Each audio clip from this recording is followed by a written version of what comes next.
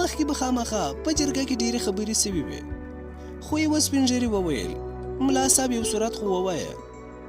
ملا صاحب صورت ولوست، بیا یې دعا وکړه. سپین ږیري لومړی بسم الله الرحمن الرحیم وویله، جرګې ته یې مخ ور واړاوه. ورونو، دا دی نن بیا موږ او تاسې د ملک او د قومندان شیرو د موضوع او دعوې په باب سره راټول سوي یو. نن په دې جرګه کې د کلي سپین ږیري، علما او قاضي صاحب هم حاضر دي. بهادر خان او ملک دوی ناست دي. تاسو ټولو ته څرګنده ده چې دوی په قومندان شیرو د دوو مړو او د ملک د لور څانګي نومې چې ده تښتولې وه او ورکه ده، دوی دا موضوع کام او جرګې ته اچولې ده. څو ځلې مخکې هم پکې موږ او تاسې جرګې کړي دي، تر ننه پورې کومې خاصې نتیجې ته نه یو رسېدلې. تاسې د کام او د وطن سپین ږیري په خپل وار سره خپل نظر څرګند کړي. د جرګې له منځه بل سپین ږیري ودرېدی او ویې ویل، ورونو، په موږ کې تړه معلومه ده، څوک چې له چا نه مړی وکړي او یا بد ور واړوي، د هرو بدو په مقابل کې تړه او نرخ معلوم دي. مړی په پور خلاصیږي، شرم په شرم، د هر شي تول سته. یو بل د برکلي مشر وویل، ورونو، په داسې کار کې خو د ولس او جرګې په لاس کې یو څه ثبوت هم باید وي، له ثبوته وروسته پرېکړه کېدای شي. یو بل وویل، رښتیا خبره ده چې کله هم د داسې مسلې ثبوت وي نو د ګناهګار کور سوځل کېږي او په بدو کې شرمانه ورکوي. همدغسې خبرې نورو سپین ږیرو هم وکړې. په پای کې یو د پاخه عمر سپین ږیری پورته سو، ویل یې اوس به د شیرو خبرې واورو چې هغه څه نظر لري. د شیرو د نوم په اخیستلو زما د سر غوډۍ ځمکه سوه. ما ویل چې په دې وحشي مې بیا سترګې لګېږي. د چنار له ډډ نه مې په یوه اړخ پام وکړ، هغه چنار ته مخامخ د جرګې له یوه ګوټ نه پاڅېدی چې څنګه مې پرې سترګې ولګېدې، په مزغو کې مې وڅړکه وسوه. ما ویل چې ورمنډه کړم او له مرۍ یې راونیسم او وینې یې وڅښم. کلمه مې وویله. ما ویل خدایه لږ د زړه صبر راکړې. بیرته مې ځان را پناه کړ. هغه جرګې ته وویل، ورونو، ما خو پخوا هم تاسې ته ویلي دي که په ما د بهادر خانو دوی دعوه ثبوت سوه خپل خون مې وربخښلی دي. بې اثباته زه د چا دعوه نه منم. زه له خپله ځایه پورته سوم، نوره مې حوصله په ځان کې نه لیده. بهادر خان په منډه د چنار سټې ته راغلی، اشاره یې راته وکړه، ویل راځه خورې. زه په چابکو ګامونو د جرګې منځ ته ورغلم. له خپل مخ نه مې ټیکری واړاوه، سلام مې واچاوه. ټول خلک ماته متوجه سول. ما خپلې خبرې د جرګې په اجازه داسې پیل کړې، زما کاکاګانو، مشرانو، ورونو، زه ستاسې د کلي د ملک لور څانګه یم. 5 کاله مخکې دغه ځناور له خپلې کلا نه د شپې تښتولی وم.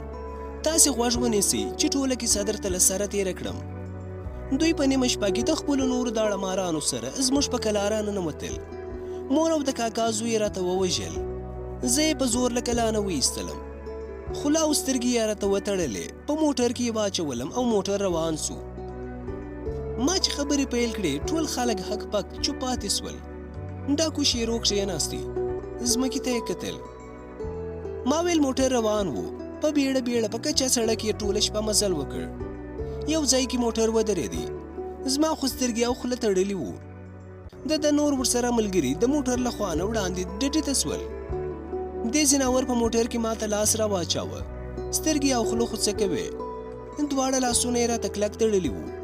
هر څومره مې چې خپلې پښې وټکولې وس مې نه رسېدی. د ټوپک په کنداغ یې ووهلم. اخر ستړی سوم، بې هوښه سوی وم. خو کله چې په ځان پوه سوم هغه پخوانۍ څانګه نه وم. دا ټولې خبرې درته سپا سپا ځکه وایم چې دا د رښتیاو ځای دی. تاسې د کام او وطن مشران یاست. کله چې په ما خپل وحشت ختم کړ موټر یې بیا روان کی. بلې شپې ته اسلام آباد ته ورسېدو. زه خو له حرکته لوېدلی وم. سترګې یې راته خلاصې کړې، څه مې نه لیدل. سترګې مې تورې تورې کېدې، ژبه مې وچه سوې وه. اوبه مې وغوښتې، یوه یې اوبه راکړې. مازدیګر و چې اسلام آباد ته ورسېدو. د یوه کور مخې ته موټر ودرېدی. موټروان په موټر کې وو او نور له موټره ښکته سول. یوه د کور زنګ وواهه. 3-4 تنه عربان راووتل. یو پکې ملا ډاولی وو. د دې وحشي خبرې یوه عرب ته ترجمه کولې. زه په موټر کې ناست وم. له ډېرو خبرو نه وروسته دننه کور ته سره ننوتلو. له یوې شېبې نه وروسته بیرته راووتل. زه یې له موټر نه ښکته کړم. دننه یې په کوټه کې کښېنولم. یوازې همدغه ملا ډوله سړی چې د یوه افغان ګمان پرې کېده راسره پاتې سو. په پښتو پوره پوهېدی. ما ته یې ویله خورې ارامه کښېنه، څه شېبه پس به پښتنې نجونې راسي، له هغوی سره به دې ساعت تېر سي. ما ویل وروره دا کوم ځای دی؟ هغه به ویل دا اسلام آباد دی، دا کور د یو عرب دی، هغه نور درنه واپس ولاړل، ته یې په دې عرب خرڅه کړې یې. ما ویل اخ زه په عرب خرڅه سوم؟ له ډاره مې چغې نه کولې، خو په پټه مې ژړا ته پښه بنده کړه. ملا رانه ووتې، لږه شېبه پس دوه پښتنې نجونې راننوتلې. ما ژړل چې هغوی راباندې راټولې سوې، هغوی هم راسره اوښکې توی کړې. بیا یې وویل مه ژاړه، دا حال په موږ هم تېر سوی دی، خوشي ځان مه په تکلیف کوه، خدای ته صبر وکړه خورې. زموږ دلته دا 5 میاشتې وسوې چې په زوره یې دلته په عربو خرڅې کړي یو، تښتېدی هم نه سو، شپه او ورځ راته پیرداران ولاړ وي. سر مو څه سره خوږوم. څو ورځې وروسته بیا اسلام آباد نه سعودي ته بوتلم. دا 5 کاله همالته وم چې یو زوی مې پیدا سو، احمد نومېده. ما له لومړۍ ورځې نه دا هوډ کړی و چې دوباره بله سعودي نه راځم. په دې خبره د جرګې له یوه څنډې اختر محمد راجګ سو. ویلې هو د څانګې خور ټولې خبرې رښتیا دي، زه د جنوبي خوست احمد زی یم، له غریبۍ نه سعودي ته تللی وم، دې د خپلې مزدورۍ په واسطه پیدا کړم. د راتګ خبره یې راسره پټه غوټه کړه. زه خو د خپلې کوزدنې د ولور پیسو پسې 4-5 کاله مخکې تللی وم، پیسې مې لا نیمې هم نه وې پوره کړي. دې خور مې راته وویل وروره پیسې چې څومره غواړې در به یې کړم، خو ما سره افغانستان ته په تګ کې کومک او مرسته وکړه. هماغه و چې د ورورګلوي لاسونه مې ورته ورکړل. دې راته ورور او ما ورته خور وویل دا دې 3 ورځې مخکې مې دلته راورسوله، همدا نن 1 ساعت مخکې زه دلته راغلم. څانګه خو لا زما د نن راتګ نه خبره هم نه وه. د څانګې ټوله کیسه هم دغسې تېره سوې ده چې تاسې ته یې وکړه. زه د پکتیا سړی یم، ولې پښتون یم. ما ته چې دې خور مې راته په سعودي کې د دوی په کور کې خپله کیسه کوله، تاسې باور وکړئ چې د خپلې غریبۍ نه مې هم لاس واخیستل.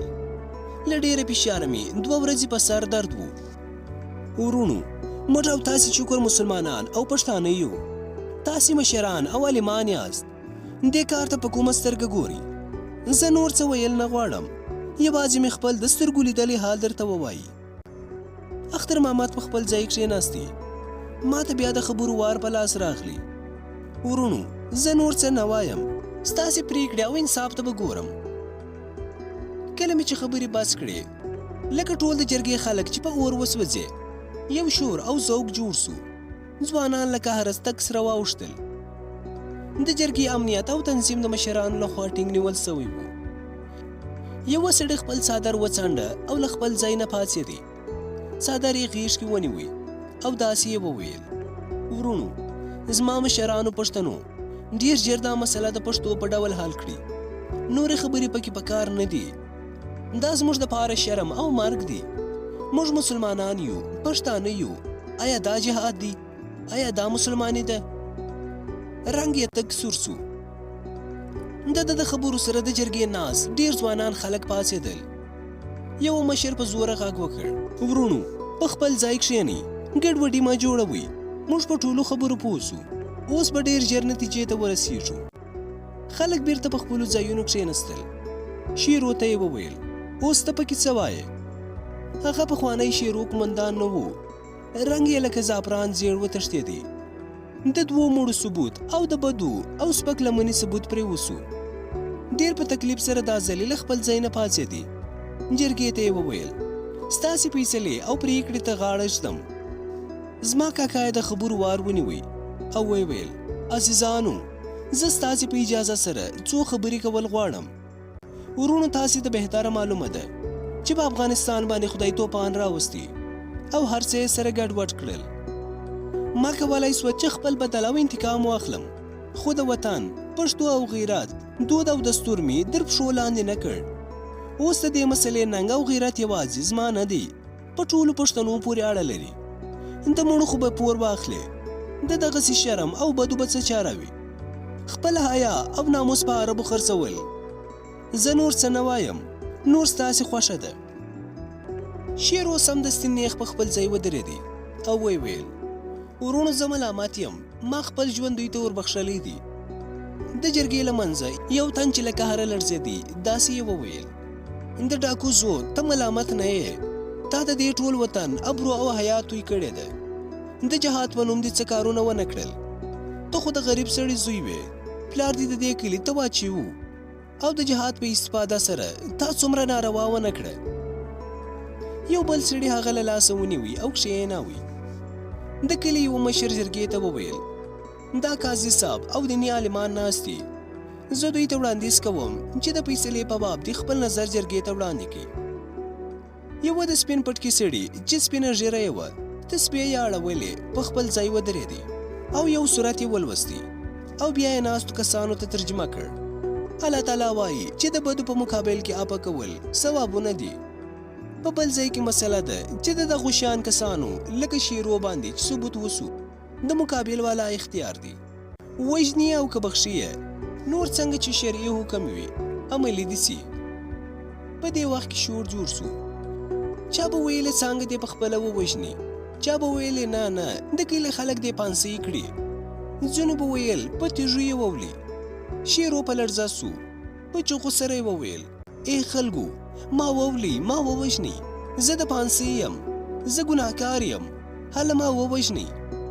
ټول ځان یې لړزې ونیوی او له خولې یې لاڼې روانې وې. تا به ویل چې ګوزاڼ نیولی دي. ټول خلک شیرو ډاکو ته له قهر خوټېدل، هر یوه پرې سترګې رابرګې کړې وې، له هرې خوا نارې وهل کېدې. قاضي له خپله ځای نه پاڅېدی، خلکو ته یې وویل: ورونو، تاسې لږ غوږ ونیسئ، ذوق مه کوئ، اخري فیصله اورول کېږي. په شیرو باندې د ملک دوی، 2 مړي او د څانګې بې عزتي او په عربو خرڅول په ثبوت ورسېدل او په خپله یې اقرار هم وکړ. شرع حکم کوي چې څانګه په خپل لاس سره شیرو ووژني. په بدو کې به دا جرګه د هغه لور بهادر خان ته راولي، کور به یې سیزل کېږي او یو تن به هم کشنده ورکوي. په دې وخت کې قاضي ما ته راغږ کړ، ویلې خورې راسه. زه قاضي ته نږدې ورغلم. قاضي راته وویل: شیرو په خپله ګناه اقرار وکړ، هر څه پرې ثبوت سول، اوس ستا خوښه ده چې بخښې او که وژنې. ما ویل: قاضي صاحب، بلا دې واخلم، آیا دا د بخښلو دي؟ ناستې جرګې ته مې مخ ور واړاوه. ورونو، دا وحشي، دا د پښتنو او اسلام دښمن د بخښلو دي؟ ټولو په یوه آواز وویل: نه، دا د بخښلو نه دی.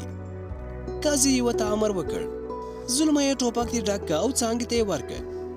بیا یې 4 تنو ته وویل: دا مجرم د خلکو له منځه راوباسي، هلته په شاړه ځمکه یې ځان ته د هغې ونې د سټې ته مخامخ ودروي. د جرګې نه 2 تنه سپین ږیري د کور ته لاړ سي او پیغله لور یې چې په کور کې ده د بهادر خان کور ته یې ترې راولي. نور ولس به په ګډه سره د کور ته اور ور واچوي، خو پام کوئ چې نور ماشومان او ښځې له کوره وویستل سي. ما ته چې ټوپک په لاس راکړ، د ویشتلو چل خو راته نه راتلی. شیرو یې نیولې وړاندې ونې ته ودراوه. زه لکه د تاوده سنګر نه په یوه منډه د هغه ځناور شاته ودرېدم. هغه په داسې حال کې چې خپل سر یې ونې ته په 2 لاسونو ایښی و. ما خپل ټیکری کلک له خپلې غاړې تاو کړ، ټوپک مې ورته ونیوی، د ولو په منځ کې مې ورباندې غوټۍ ټینګه کړه او ماشه مې پرې راکش کړه. دومره زور مې پرې وکړ چې 10 مرمۍ مې وویشتې. هغه یو ټوپ وکړ او په مځکه ولوېدې. په مخ مې ورته لاڼې توپ کړې او بیا مې ورور له لاسه ونیولم او خپلې کلا ته یې ننه. لږه شېبه وروسته خلکو د هغه لور زموږ په کلا راننه ایستله. زه د خپلې کلا ماڼۍ ته وختلم. ما ویل چې ولس ورته کور سوځوي او که نه. تر څو چې ما په کړکۍ کې پام کاوه، خلکو د هغه د کور نه لوګي پورته کړل او د اور لمبې اسمان ته پورته سوې. ښه شېبه ورته ولاړه وم. هره لمبه چې د شیرو د کاله نه پورته کېده، زما د زړه تڼاکه پرې ماتېدله. بیرته چې له ماڼۍ نه راښکته سوم، د زړه غوټۍ مې هوارې سوې، اوږده ساه مې وایستله. په دې حال کې د کلا په دروازه کې د کلي نر او ښځې راننوتل. ټولو ویل مبارک دې سه. د کاکا ښځې مې د کلا په منځ کې میوې ویشلې. په دې ګڼه ګوڼه کې مې کتل چې کاکا مې بهادر خان او دیني ورور مې اختر محمد راننوتل. اختر محمد را باندې پیسې وشیندلې. کاکا مې بهادر خان او زه درې واړه له خوښۍ نه یو بل ته ورغاړې وتلو.